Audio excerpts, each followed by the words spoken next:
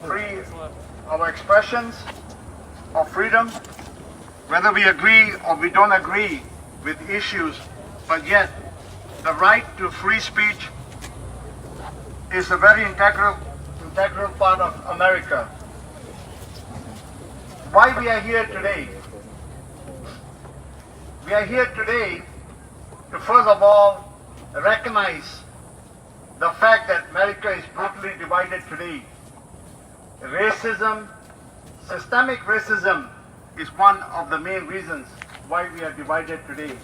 We have seen the police brutality, the killing of George Floyd, and its aftermath has impacted every American household. America needs to come together. We have seen so much suffering, whether it was the plight of the natives, whether it was the Japanese intern camps, or the civil rights legacy that doesn't seem to have a closure even till today, as we see the sufferings of our fellow African American brothers and sisters.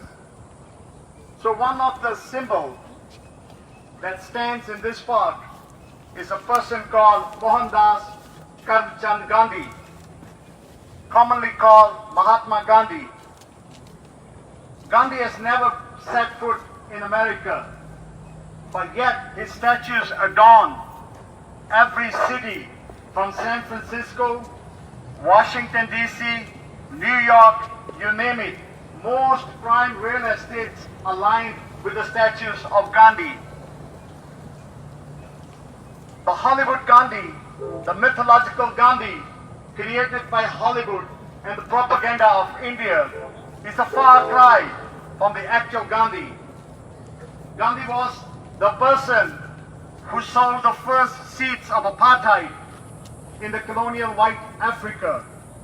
He used his education, he used his law degree, which he got from London, to create a multi-tiered caste system based on the color of your skins, where he wanted the whites to be predominantly the ruling party, followed by the upper caste Indians, for which he fought for. His main goal was to keep himself one step above the natives of Africa. He despised them. Protest कर रहे He had हैं nothing to do Gandhi with they them. He called them बहुत savages and animals. The world is not flat anymore, it's round. And with this roundness, we have information in our hands, where we see today America is standing up to its own domestic racism. But the symbol, the monster of hate, who hated blacks, not only he hated blacks, today America is confronting Cosby. They are confronting the Weinsteins. America is confronting its sexist, hidden sexist garbage that has been piled up for too long, and is confronting Cosby's. Yet no one wants to confront Gandhi. He spent his entire life sleeping naked and raping his two grandniece. We have a lot to call for. A statue of Gandhi here is bad for the African Americans. A statue of Gandhi here is bad for the women of America. A statue of Gandhi here in Davis doesn't give Davis a good name. It give Davis a bad name. The city of Davis is losing its reputation in the midst of the protests against George Floyd and the police brutality in America, where America is standing up to racism. We have seen the desecration of Gandhi statues from London to Washington DC, to right here in Davis, to many, many cities. The people of Ghana stood up to the racist Gandhi. His statue was taken down from the University of Ghana. Gandhi is mired in lawsuits in Malawi. The Indian state has issued a food for statue. That means all the poor nations of Africa are given grains, are given food, on the condition they put a statue of the racist Gandhi, the person who caused so much misery. Gandhi was also very appreciative and praised Hitler many times. He said, Hitler, you are not a bad man. and his legacy is mired with sexism, racism, Nazism, you name it. Gandhi's freedom policies caused the separation of the continent into India and Pakistan. 1.2 million people lost their lives. 12 million people were displaced. Gandhi has been rejected from the Nobel Peace Prize not once, not twice, but 5 times. The city of Davis needs to take this statue down. A Nobel Society 5-time reject. A person whom the families of India says is responsible for the culture of rape and dehumanizing women there today. The people of Ghana have spoken, and so have the people of America when they put the word racist and rapist on Gandhi in the capital of the United States. The ambassador of the United States was forced to apologize on behalf of America to the Indian state, which is a nationalist government that believes in the Aryan caste ideology. The U.S. ambassador apologized for Americans who desecrated the Gandhi, rightfully put the word racist and rapist. So today we stand united for America. We love our country. We are going through some bad times, but we're going to come out of it strong. If all these statues are not good for America, we cannot accept Gandhi on the American soil. So thank you for coming, and we will walk towards the statue, and there will be more speakers there. Thank you.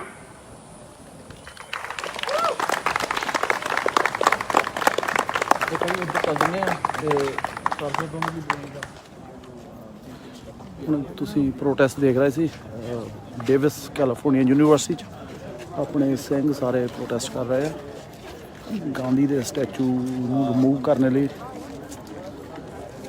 they're all over the California. Hey, hey, ho, ho, Gandhi, Gandhi got to go. Hey, hey, ho, ho, Gandhi, Gandhi got to go. Hey, hey, ho, ho, the racist Gandhi got to go. Hey, hey, ho, ho, the racist Gandhi got to go. Hey, hey, ho, ho, the racist Gandhi got to go. Hey, hey, ho, ho, the racist Gandhi got to go. Hey, hey, ho, ho, the racist Gandhi got to go. Hey, hey, ho, ho, the rapist Gandhi got to go. Hey, hey, ho, ho, the rapist Gandhi got to go. Hey, hey, ho, ho, the racist Gandhi got to go. Hey, hey, ho, ho, the rapist Gandhi got to go. Hey, hey, ho, ho, the racist Gandhi got to go. Hey, hey, ho, ho, the racist Gandhi got to go. Hey, hey, ho, ho, the racist Gandhi got to go. Hey, hey, ho, ho, the rapist Gandhi got to go. Hey, hey, ho, ho, the rapist Gandhi got to go. Hey, hey, ho, ho, the racist Gandhi got to go. Hey, hey, ho, ho, the racist Gandhi got to go. Hey, hey, ho, ho, racist Gandhi got to go. Hey, hey, ho, ho, racist Gandhi got to go. Hey, hey, ho, ho, racist Gandhi got to go. Hey, hey, ho, ho, the racist Gandhi got to go. Hey, hey, ho, ho, racist Gandhi got to go. Hey, hey, ho, ho, the racist Gandhi got to go. Hey, hey, ho, ho, the rapist Gandhi got to go. Hey, hey, ho, ho, racist Gandhi got to go. Hey, hey, ho, ho, rapist Gandhi got to go. Our next speaker is a South Asian specialist who is very familiar with the affairs of Southeast Asia. His name is Peter Friedrich. He's a writer. He authored the book Captivating the Simple-Hearted. He has written numerous reports and is a well-known figure throughout the Indian subcontinent. Peter Friedrich.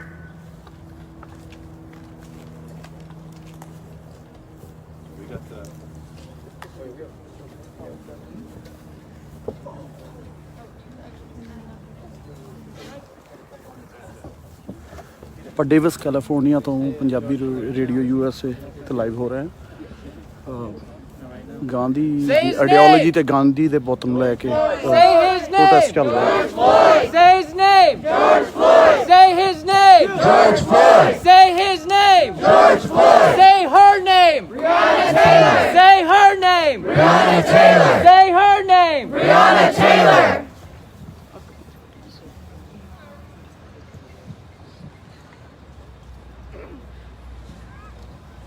Yesterday marked the 155th anniversary of Juneteenth, the day celebrating the final liberation of African Americans from slavery. The struggle did not end there. It continued for decades as African Americans faced segregation, discrimination, systemic racism. It continues even today, as our country is still dotted by statues of Confederates, statues of people who fought a war to preserve slavery. Today, these statues are being torn down, sometimes through legal processes, and sometimes by understandably infuriated crowds angry over the ongoing glorification of slaveholders. These statues should be taken down. But there's at least one useful thing about these statues. At least they stand for what we expect. They symbolize what they are intended to symbolize. They represent exactly what we think they represent. There is no confusion. What you see is what you get, a statue of a racist. In our complex world, however, what you see is not always what you get. The path we must take in the struggle to free our society from racism is more clearly marked if and when the history we are taught truthfully reveals that yes, this person who is elevated on a pedestal and glorified through a statue was actually a racist. We face a more complicated journey when confronted by statues of people who, we are told, represented justice, equality, and peace, and yet actually and in fact represented the exact opposite, as in the case of Mohandas Gandhi. Whether it was Martin Luther King Jr. or Nelson Mandela, the basis of their ideas was Mahatma Gandhi. It was Gandhi's vision. That's what Indian Prime Minister Narendra Modi said last year to commemorate the 150th birthday of the so-called Mahatma, or Great Soul. Thus, we are told, the struggle for black liberation from the United States of America to South Africa owes its very existence to Gandhi. The Gandhi movie was released in 1982. This Hollywood depiction of the Indian icon is the narrative with which most people in the West are familiar. What was not advertised, however, is that the Indian government funded the film. Nor did anyone want to advertise what the Indian government, while paying to promote Gandhi as a cult figure, was actually doing to people in India.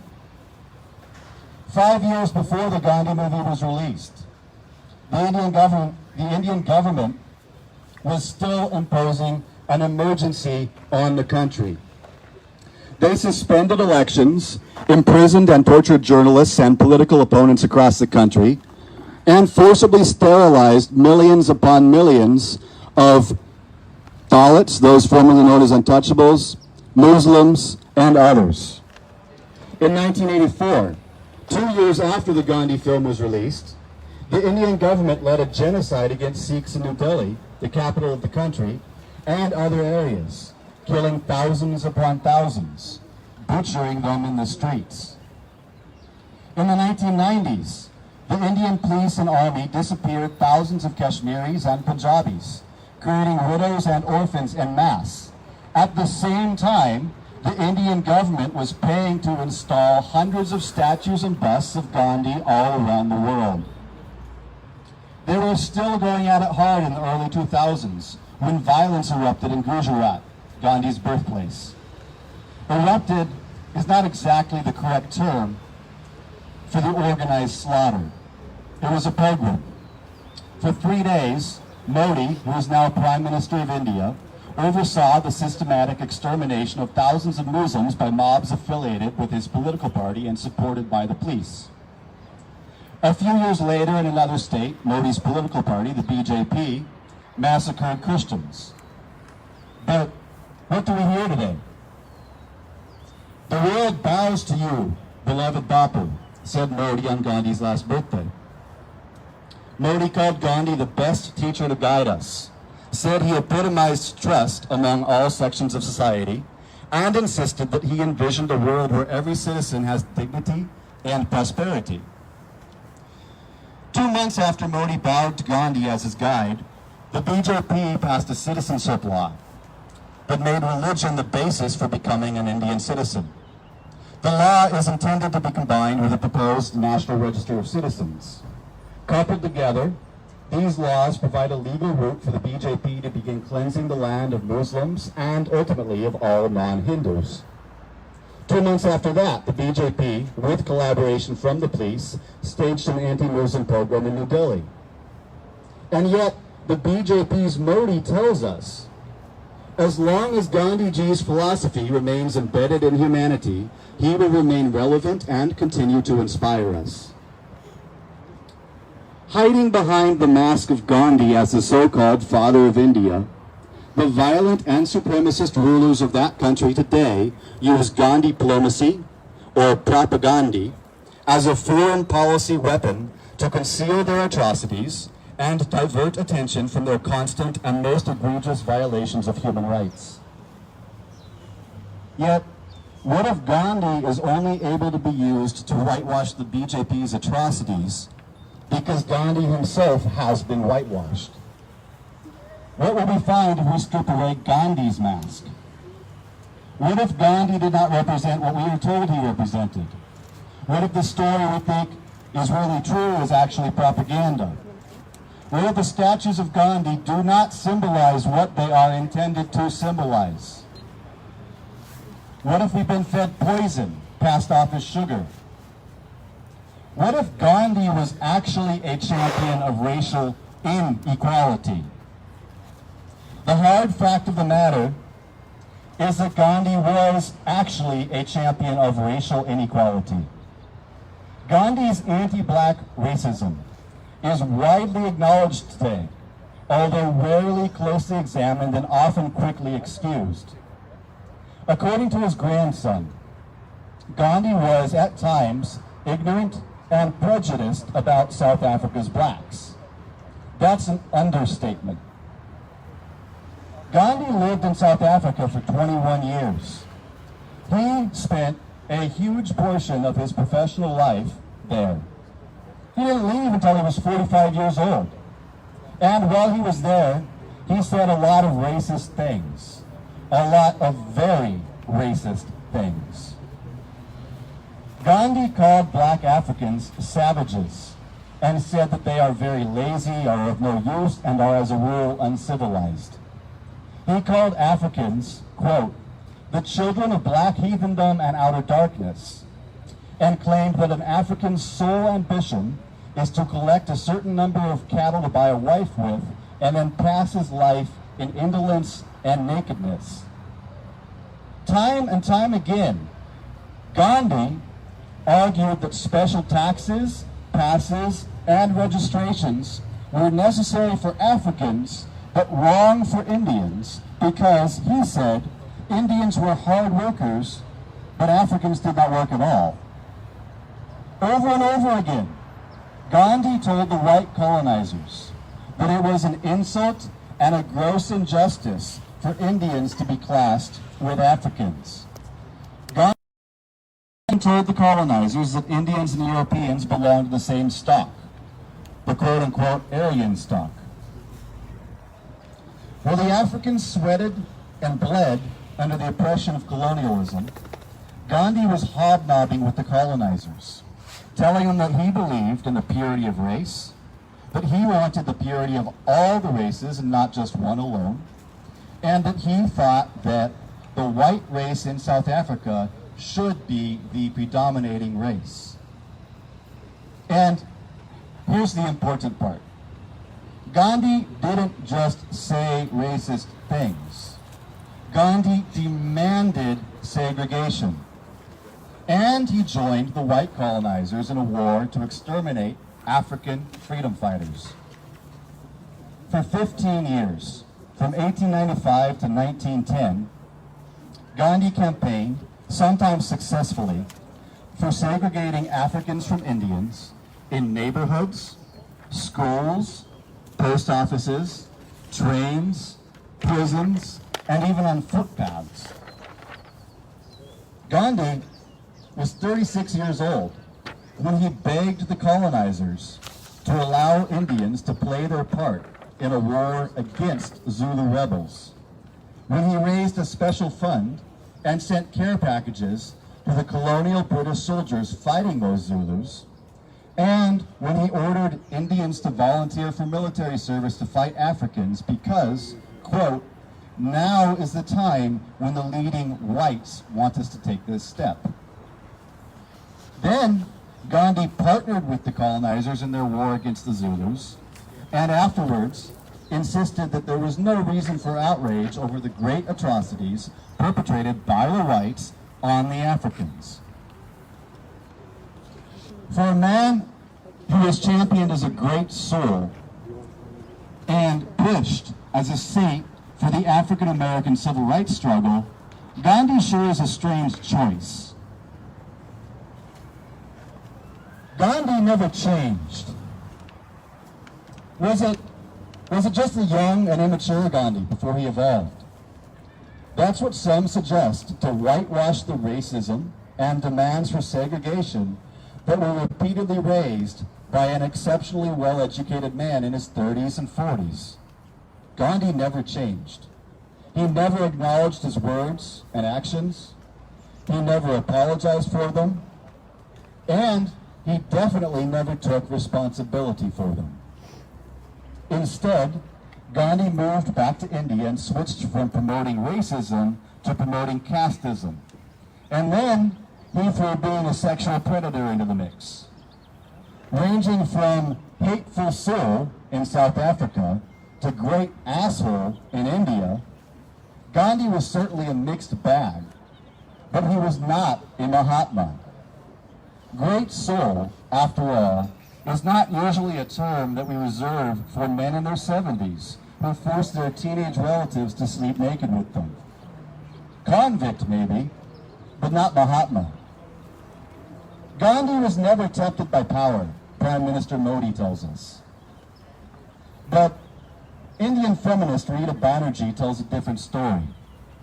She says, I saw Gandhi as a classic example of a sexual predator, a man who uses his position of power to manipulate and sexually exploit the people he directly controls. The statue behind me was paid for by the Indian government. It was installed in 2016. Indian Americans who protested the installation warned the city government who they were honoring. Gandhi was a child molester, said former Yuba City Councilor Tej Maan. He was a predator on members of his own family, young women, said Sacramento attorney Amar Singh Shergill. The city of Davis ignored the truth. Amar Singh Shergill also said, if the statue can go up, it can come down. That's what happened to the statue of Gandhi in Ghana that was installed at the same time as the one here in Davis. 2 years after it was installed, it was torn down. Around the world, Gandhi's statues are being blocked, protested, and even vandalized because of his racist legacy. Here in America, we are pulling down Confederate statues because they symbolize exactly what they are intended to symbolize: racism. Gandhi, a man whose real legacy is racism, casteism, and sexual abuse, has been falsely projected as a civil rights hero. He has robbed our true civil rights heroes of their rightful place. The Gandhi statues around the world do not symbolize what we are told they are intended to symbolize. And it's time to start being honest about history and truthful about what symbols actually symbolize. History, grounded in reality, reveals that statues of Gandhi are actually symbols of racism.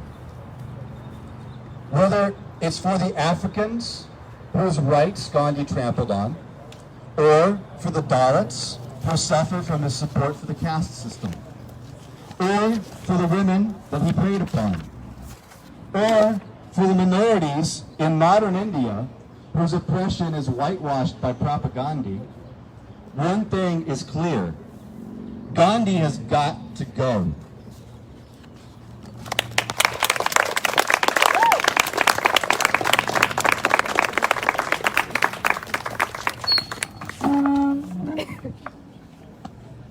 We are dedicating this evening to a very brave soul, Steve Biko, who was tortured fighting apartheid and died in the prisons, tortured to death in colonial, in South Africa apartheid era.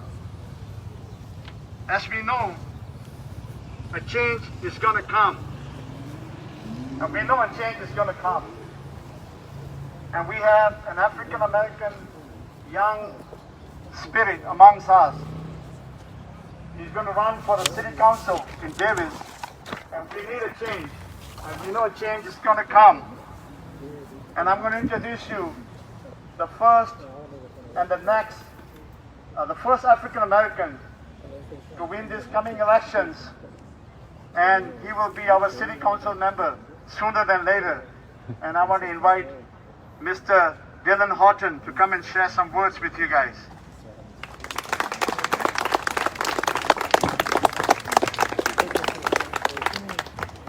Good evening, folks. My name is Dylan Horton. I'm the chair of the Davis Police Accountability Commission. The last speaker started off talking about Juneteenth, and I think that's an interesting place to reflect on. My family are the descendants of Central Texas slaves. So Juneteenth in Texas has a deep meaning in my family. I think it's also interesting to reflect on, if any of y'all were on Facebook yesterday, you saw Facebook declare that Juneteenth was the day that slavery ended. If you know anything about that, that's not true, obviously. Slavery still continued in the Union states that were not covered by the Emancipation Proclamation, and it would take until the 13th Amendment was ratified for slavery formally to be ended in the United States. I think that's interesting as we reflect on evolving systems of oppression, as we reflect on the degree to which people's history are whitewashed and erased of the inconvenient truths often present there. This should be, in my view, an easy issue for the city of Davis.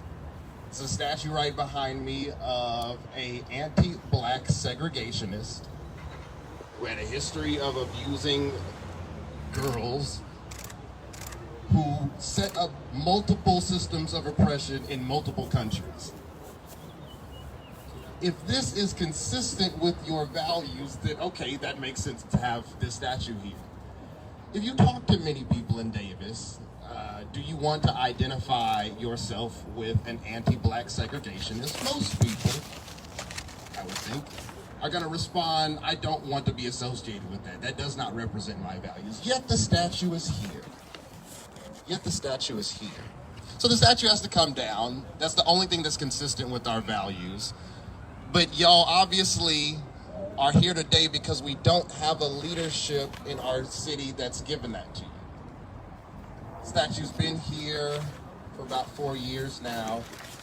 When the statue was put here in the first place, it was protested by people in this community, protested by people all across Northern California. Yet the statue's here. Every year that the statue has continued to be here, it's been protested by people in this community and people all across Northern California. Yet the statue is here. I've had the chance to talk with some of you who have been on the front lines of this for a number of years, who have talked to leaders in our city, leaders in our city staff, leaders in our current city council, who have been using my own words, dismissed and rebuffed when a conversation about whether or not this is consistent with our community's values is had with our city leaders. I don't want to be super political and self-aggrandizing here, but obviously this is not going to change with your current city leadership, right? Y'all have an election in November. You have a presidential election that's going to be on that ballot. But if you live in Davis, there will be a city council election on your ballot too. A lot of y'all are here sort of in the spirit of solidarity with the Black Lives Matter movement. I definitely appreciate that. I know black people in this community definitely appreciate that. We're gonna have someone on the ballot, the mayor of our city right now, who is the most unabashedly pro-police person on the current Davis City Council. A person who has been willing to sign a blank check to expanded policing and reduce police accountability every chance they got.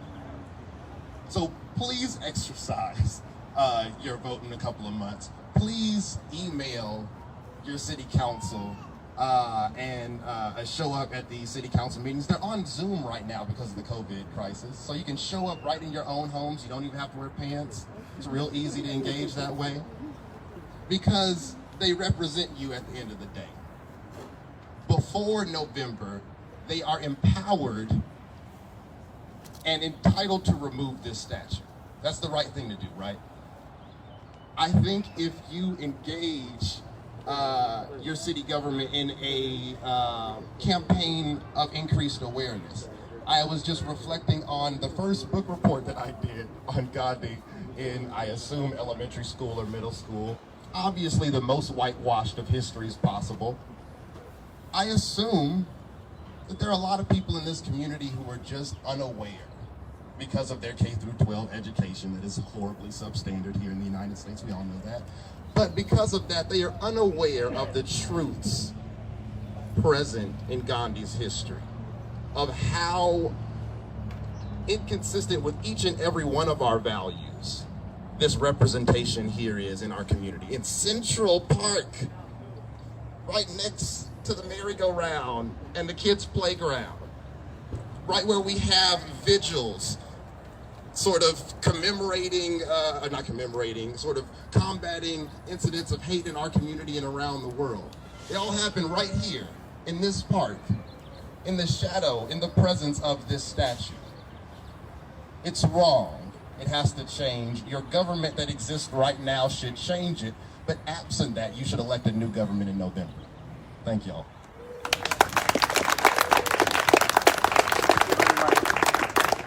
We have students and we have educators here. Our next speaker is Dr. Amrik Singh. He teaches at the Sac State Punjabi program, and he's very familiar with the history of Gandhi. Dr. Amrik Singh.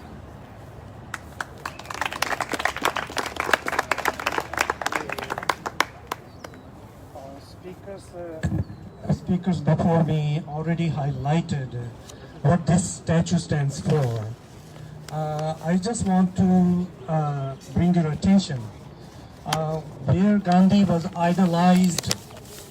That's in India during British occupation of India, British imperialism. So they fashioned Gandhi as a colonial Mahatma to put a kind of a cover to the violence of the imperialist British, to glorify, their violence.